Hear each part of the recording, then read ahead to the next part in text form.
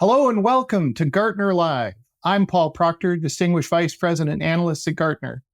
Today, I'm going to share information with you on treating security as a business decision. We're going to cover things like the state of cybersecurity decision-making. I'm going to introduce you to the outcome-driven metrics, and I'm going to show you how they change everything in how you measure, report, and invest in security. Before we get into it, I want to extend an offer to you to see me and my colleagues this year at the Gartner Security and Risk Management Summit. We're doing all of this globally to dive further into this topic with presentations, roundtables, workshops, networking opportunities with your peers. We're bringing industry-leading CISOs, CIOs, risk executives, and solution providers to explore the landscape of digital risks and strategies for resilience. All right, let's get into it. Cybersecurity investment, it's broken. Cybersecurity is the number one spend item on the technology investment list. Since 2022, 88% of boards say that security is a business issue, not a technical one. Now in 2024, 38% of executives say that security is critical for enterprise growth, revenue growth. Unfortunately, boards have no idea how to govern cyber as a business issue, and executives have no idea how to guide cyber investment as a business issue. Bottom line, no one can explain the business value of security control to your CFO, so we can't have an adult conversation about business-led investment in security. The world's in a very bad place because of that. Cybersecurity has been a board-level issue for more than 15 years. Now, in that time, I've reviewed more than 1,000 board presentations and met with dozens of boards on cybersecurity. After all my board interactions, my conclusion is that we need smarter money, not just more money. Boards have no idea how to treat cybersecurity as a business decision. They treat security like magic and security people like wizards that, cast protection spells. And if something goes wrong, we blame the wizards. Well, that's left the world in a very bad place. Most damaging of all, security officers are trapped in this recurring and crippling ideology that more security is always better. It's not. The boards are afraid of dragons, so you have to pay the wizards. Look, if you look at any cybersecurity incident, you'll find a failure of decision-making, not a failure of technology. A former CEO hacked to the tune of 150 million people, stood up in front of the US Congress and said that they patched their critical systems in 48 hours. The problem was that the system that got hacked was hacked 77 days previous to that, before it was patched, and it still wasn't patched after 77 days. So the entire crux of their defensibility, the CEO's defensibility, was that some wizard didn't do their job, except now they're the one without a job. Now, they knew enough to quote the patching policy, but they didn't ask key questions like, well, what percentage of our systems are not patched within 48 hours? An external assessment report of that incident actually summarized it this way: CEO simply didn't prioritize cybersecurity. Here's another example. You know why most organizations don't test their recovery processes for their critical functions? Because it's really expensive and very risky to take a fully functioning business system down to bare metal and then hope you can bring it back. You know when most organizations test their recovery capabilities? After a ransomware attack. And that's the single biggest factor in whether a ransomware incident takes a couple of hours to clean up or devastates the organization. Consider that choice, the choice not to test those processes. That's a business decision. The reality is that you could spend every available dollar on cybersecurity and you could still get hacked tomorrow because there's no such thing as perfect protection. These days, most board members will nod and smile when you tell them that, and they'll say they understand it. But I'm telling you that they don't understand it on a visceral level that changes the way they actually engage in the topic. So, basically, on one side, we could spend more money and we could spend more money and we could be better protected. Or on the other side, we could save some money and be less protected. There's no such thing as perfect protection between these 2 points. We can't buy our way out of this problem. Many organizations have tried. And neither can we just ignore the problem, because you've got key stakeholders like customers and shareholders and regulators that won't let you just ignore the problem.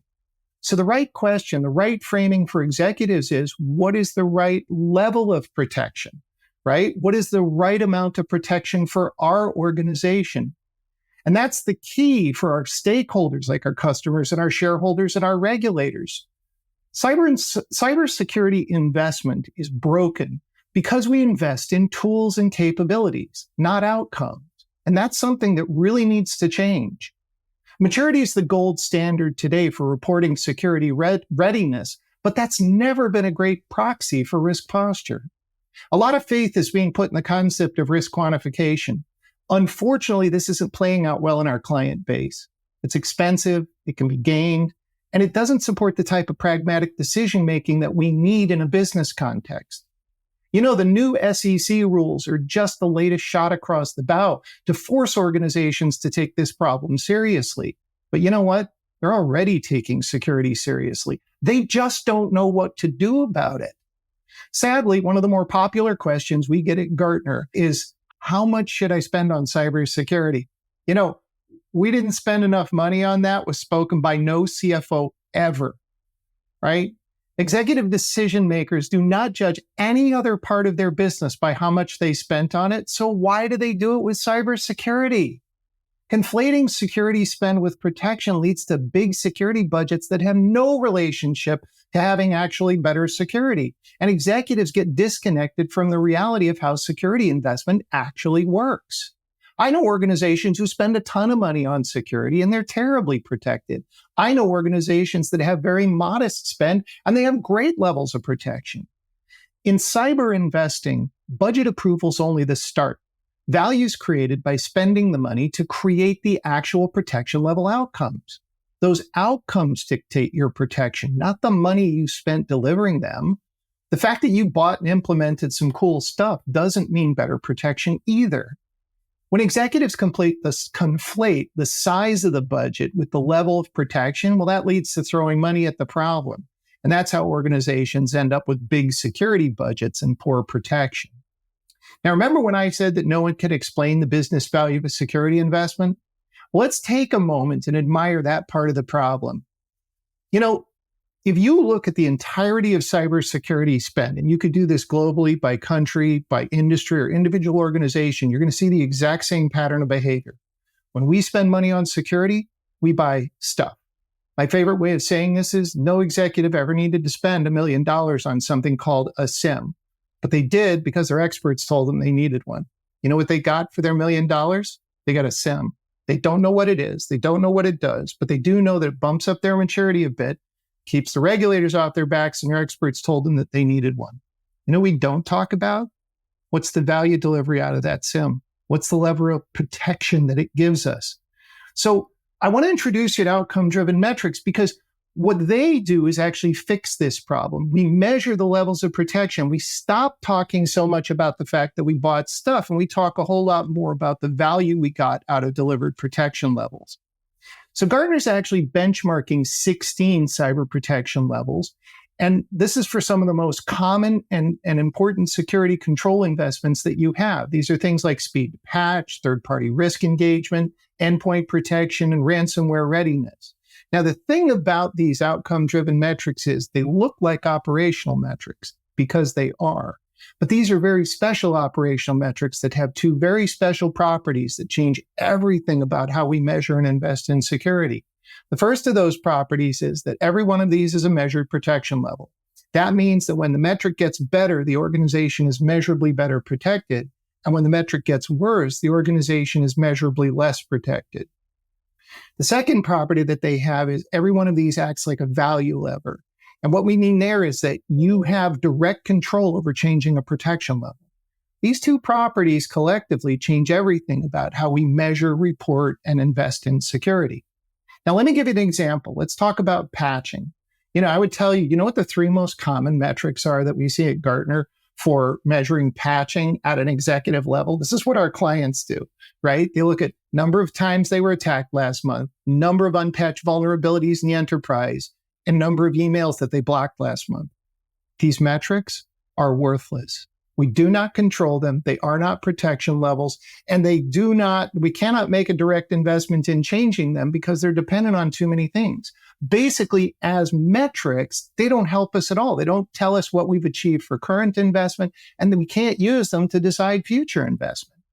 Now, for patching, the number that matters above all else is how fast do we patch our system? Now, the reason that that's the right number is because that's the number that has a direct line of sight to the level of protection provided by patching, right? Which is the purpose of all your spending in patching is to reduce the amount of time that a vulnerability is available for exploitation. All of the money that you spend on patching, all of it is to accomplish that one goal. So when we measure that one goal, it not only tells us what we've achieved for the money that we've invested, but it also helps inform future decision making. So for example, you could spend more money, patch faster, and you'd be measurably better protected. Or you could save some money, patch slower, and you'd be measurably less protected, but you'd be saving some money. So what we're enabling here is a new executive level conversation that trades protection levels off with cost, and that changes everything about measuring, reporting, and investing in security. So you could, for example, go to your CEO now and ask them a new question that they have never heard before. How many days would you like our systems available for hacking? I am seriously suggesting you should ask your CEO that question, because for the first time in their career, they will take a step back. They will think about it for about 3 seconds and say, oh, I know the right answer. I'll take 0 days. Thank you very much. 0 days is your CEO's risk appetite for getting hacked. Here's the problem. That's prohibitively expensive. And even if you could do it, it wouldn't matter. You could still get hacked tomorrow through something called a 0-day vulnerability for which there's no patch even available. What that means is that even if you had infinite money, you still wouldn't chase it because it doesn't make any sense. And oh, by the way, you don't have infinite money. So your CEO would say, well, that's disappointing. You keep telling me security is important, so give me more options. All right, well, let's talk about 7 days. Well, 7 days is going to cost about $5 million a year because I got to hire a bunch of people. I got to implement a bunch of technology because that's really fast in an organization of our size. To which the CEO says, that's ridiculously expensive. I don't have $5 million lying around to solve that one problem. You're going to have to give me more options. All right, well, let's talk about 30 days. Well, 30 days is going to cost about $1 million a year. Now, I am not suggesting that you are going to go start having one-on-one conversations with your CEO about patching speeds. But what I am 100% suggesting is if you use these outcome-driven metrics, you're facilitating a new executive-level conversation that trades protection levels off with cost, and that changes everything around how we invest in security. Because there will come a point in this exchange with the CEO, like where they figure $1 million sounds reasonable, so they say, sold.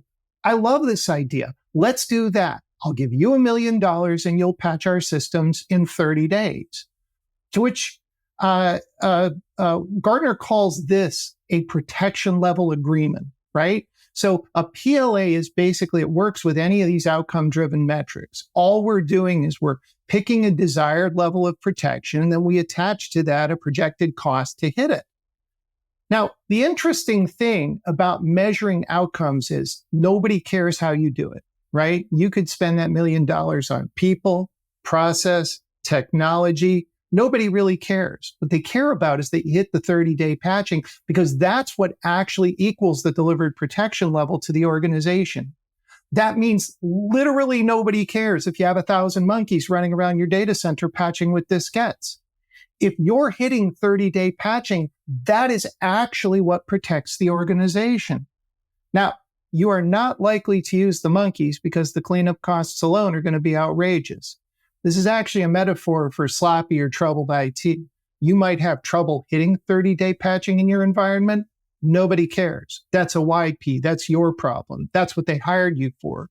You should set about solving that problem and stop bothering your executives with stories about the monkeys because they don't care. What they care about is the 30-day patching.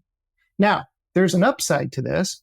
Nobody cares if you use monkeys. You can solve the problem any way you want, but you have to hit 30-day patching and do it within the original $1 million. Now, the benefits of PLAs are very powerful. They facilitate a new conversation with executives to balance protection with cost. They can be aligned to different parts of the business so that you can choose different protection levels for different parts of the business at different costs. They support conscious business decision making that balances protection with the needs to run the business. They also establish stakeholder defensibility so that your customers, your shareholders, and your regulators know that you have good security protections in place. In fact, ODMs and PLAs create a great foundation for a cybersecurity standard of due care.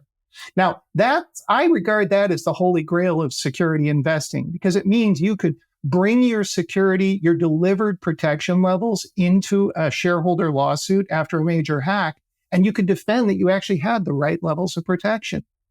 But it's bigger than that. If we had a standard of due care, organizations would know how to protect themselves.